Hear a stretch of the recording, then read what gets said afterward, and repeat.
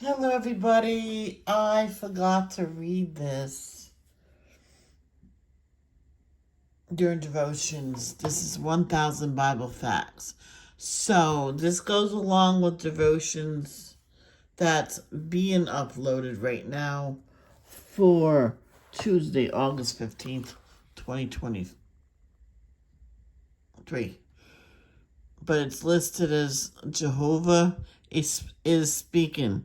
Come and listen. So it's that one. It's being uploaded. You might be able to still watch. But let's read 1000 Bible Facts. Fact number 236.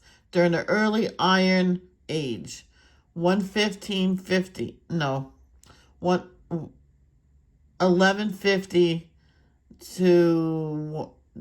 1000 BC. The Philistines were Israel's major enemy, and they held a monopoly of iron in Palestine. In 1 Samuel chapter 13, verse 19 through 21, it states that there were no smiths in Israel. Whoever wanted to sharpen a plowshare or another tool had to go to Philistine territory, since the Philistines did not want the Israelites to make weapons. So they thought if they had a blacksmith that they'll make that they will make weapons. So we read this already, but why don't we read it again, because there's no harm in reading something twice. Okay, so that is 1 Samuel chapter 13, verses 19 through 20. There were no blacksmiths in the land of Israel in those days.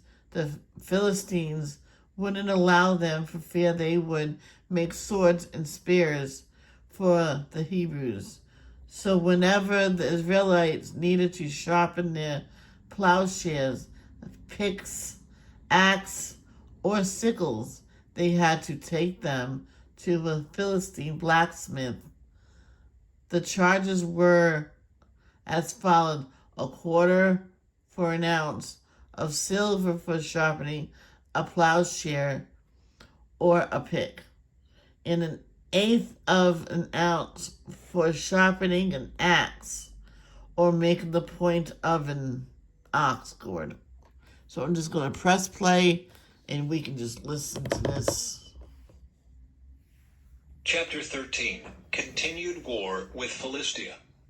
Saul was 30 years old when he became king, and he reigned for 42 years. Saul selected 3,000 special troops from the army of Israel and sent the rest of the men home. He took 2,000 of the chosen men with him to Michmash and the hill country of Bethel. The other 1,000 went with Saul's son Jonathan to Gibeah in the land of Benjamin. Soon after this, Jonathan attacked and defeated the garrison of Philistines at Geba. The news spread quickly among the Philistines. So Saul blew the ram's horn throughout the land, saying, "Hebrews, hear this! Rise up in revolt!" All Israel heard the news that Saul had destroyed the Philistine garrison at Geba, and that the Philistines now hated the Israelites more than ever. So the entire Israelite army was summoned to join Saul at Gilgal. The Philistines mustered a mighty army of 3,000 chariots, 6,000 charioteers, and as many warriors as the grains of sand on the seashore. They camped at Michmash east of Bethaven. The men of Israel saw what a tight spot they were in, and because they were hard pressed by the enemy, they tried to hide in caves, thickets, rocks, holes, and cisterns. Some of them crossed the Jordan River and escaped into the land of Gad and Gilead. Saul's disobedience and Samuel's rebuke. Meanwhile, Saul stayed at Gilgal, and his men were trembling with fear. Saul waited there 7 days for Samuel, as Samuel had instructed him earlier. But Samuel still didn't come. Saul realized that his troops were rapidly slipping away. So he demanded, "Bring me the burnt offering and the peace offerings." And Saul sacrificed the burnt offering himself. Just as Saul was finishing with the burnt offering, Samuel arrived. Saul went out to meet and welcome him, but Samuel said, "What is this you have done?" Saul replied, I saw my men scattering from me, and you didn't arrive when you said you would, and the Philistines are at Michmash ready for battle. So I said, the Philistines are ready to march against us at Gilgal, and I haven't even asked for the Lord's help. So I felt compelled to offer the burnt offering myself before you came. How foolish, Samuel exclaimed.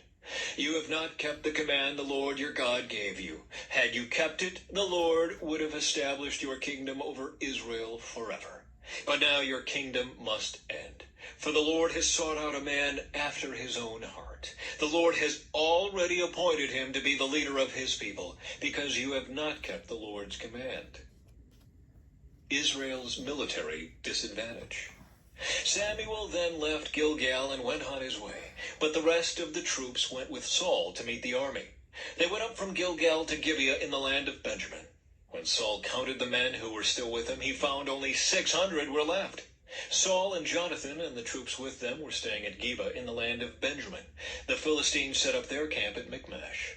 3 raiding parties soon left the camp of the Philistines. One went north toward Ophrah in the land of Shul, another went west to Beth-horon, and the third moved toward the border above the valley of Zeboim, near the wilderness. There were no blacksmiths in the land of Israel in those days. The Philistines wouldn't allow them for fear they would make swords and spears for the Hebrews. So whenever the Israelites needed to sharpen their plowshares, picks, axes, or sickles, they had to take them to a Philistine blacksmith. The charges were as follows: 1/4 ounce of silver for sharpening a plowshare or a pick, and 1/8 ounce for sharpening an axe, a sickle, or an ox goad. So on the day of the battle, none of the people of Israel had a sword or spear, except for Saul and Jonathan. The pass at Michmash had meanwhile been secured by a contingent of the Philistine army. And that is it. I hope you got something from this. And if you want me to upload this separately like this, let me know, because I will be more than happy to upload it separately. Because then I can, I can do it ahead of time.